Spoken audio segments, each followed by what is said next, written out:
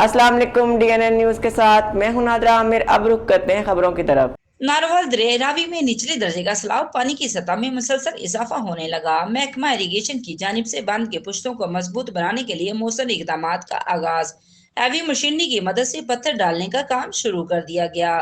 भारत की जानिब से आबाही जारहियत के बायस दरिया रावी में गुज़श्ता रोज रजिस्टर के मकाम पर 1,86,000 क्यूसेक पानी का रेला गुजर कर अब शाहदा के मुकाम पर पहुंच चुका है। दरिया रावी में चंदिया वाली चेक पोस्ट के पास दरिया रावी के पुश्तों को मजबूत बनाने के लिए डिप्टी कमिश्नर नारवाल मोहम्मद अशरफ के अहकामात की पेश नजर महकमा इरिगेशन की टीम ने हैवी मशीनरी के जरिए पत्थर डालने शुरू कर दिए हैं।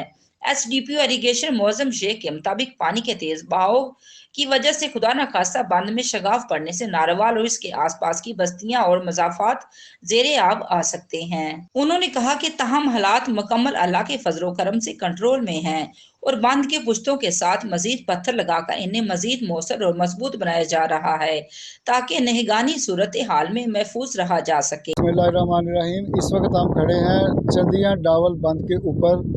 इसकी RD है 3/800 और ये वो पॉइंट है जहाँ पे इंडिया से डायरेक्ट पानी हिट कर रहा है और अल्हम्दुलिल्लाह उसके बचाव के लिए हमारे इंतज़ामात 100% मुकम्मल हैं हर लिहाज से।